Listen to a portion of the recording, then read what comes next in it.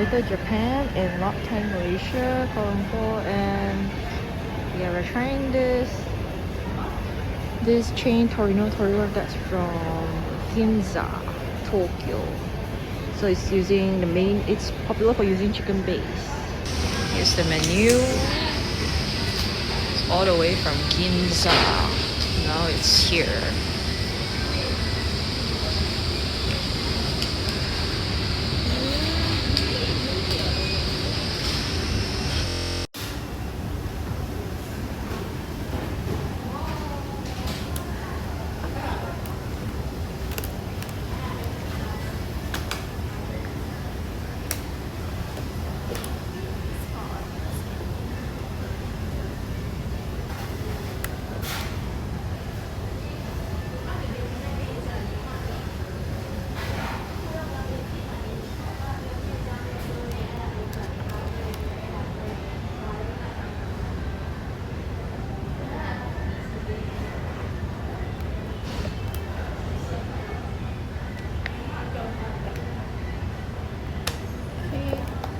Yep, they even have matcha.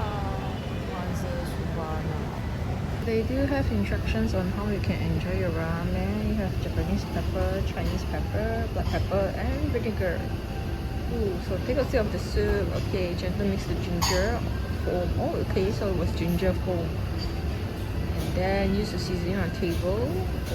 Oh, okay. Ramen soup pairs properly with rice. Oh, that's interesting. Yeah.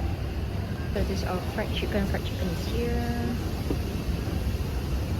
Look at how crispy it is. We got a spicy one, and that's the spicy sauces. It looks kind of spicy, but it smells so good. So looking forward to try this one. I have a feeling it's gonna be really spicy, but you know, that's the fun of it.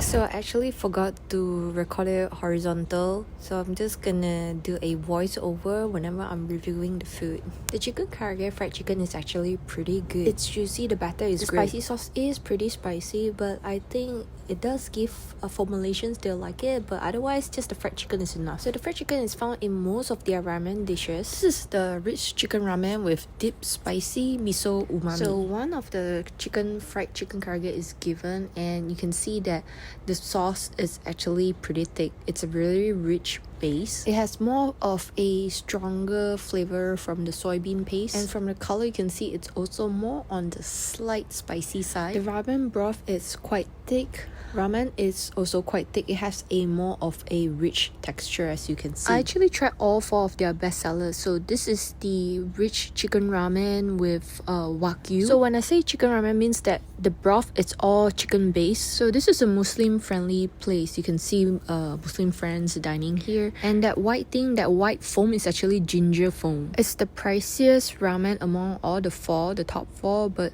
mainly because of this A5 Wagyu beef. You're given 2 slices of A5 Wagyu here. I would say it's quite expensive. In terms of the soup base, I would say this is more light. It's a very clear, clean broth. Because the ramen came piping hot, so the Wagyu slices can be a little bit quite cooked, so you can see the texture there, but it's still very delicious. If you're craving for Wagyu, go for it. Otherwise, I would say it's better to go for the shoyu ramen choice. Because the price point difference is just for the Wagyu slices. Everything else is still the same. Still, among all 4, that would be my second favorite. The chicken ramen with the shrimp base, you can see these fried shrimps here. Because when you eat it with the rest, it actually, because this is very distinctive, the taste, so it tastes pretty different, and I would rank this the 4th if I had the other choices. But if I eat this just by itself, let's say I didn't have the others, and I think it's quite good. Because if you have like the miso ramen, the shoyu ramen, and the wagyu ramen with this is actually very different. The taste, it's just so distinctive. It's like you have to prepare your taste bud for the change. It's hard to describe, or maybe because shrimp and chicken broth base might be a very interesting combination. Okay, the last one on this video is a basic dish, which is the dip chicken ramen with shoyu umami taste. Shoyu is basically soy sauce base. If I compare the chicken shoyu ramen with the chicken miso ramen, I personally would prefer the chicken shoyu ramen because it has a much more of a light a much more clear, clean taste. So it's similar like the Wagyu ramen, which that's why I think these are my top two, because it's just my preference on the ramen broth. It's still rich, but just not as rich as the miso base and the prawn one. Or I should say actually the one with the prawn shrimp broth related is totally a different ballgame. Yeah, so all ramen also come with the ajitama egg, the Japanese egg, and some chicken slices, very tender chicken slices, and one piece of chicken karage, which I also really like the chicken karage. You can really get the extra chicken karage, it's good. And yeah, it's unique that if you want a bit of spice, you can add the Japanese pepper or the Chinese pepper. Both taste almost the same though. It has that slight peppercorn taste. Oh, and I really enjoy the gyoza too.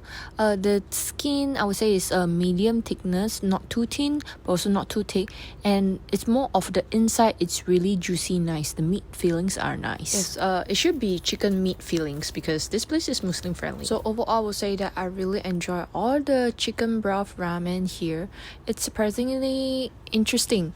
Yeah, it's very different from tonkatsu, which is pork broth ramen. This is actually also a flagship from Ginza, Tokyo, Japan. And you can see the Japanese chef is actually still inside guiding the Malaysian locals on getting the ramen and dishes done right. There wasn't really much of a crowd when I arrived because I had an early dinner here at like 5 p.m. If you can, I actually suggest you to come on weekdays lunchtime because they have a lunch pricing which is at a much more affordable rate for just like 20 ringgit, which is like $5. So check out Torino Toriko at Kuala Lumpur, Lot 10, Malaysia, or Tokyo, Japan if you can. Of course, it has a much more wider and comfortable seating if you compare with the one in Japan. Actually, the Japan one costs about 1,500 yen, so it's actually cheaper in Malaysia.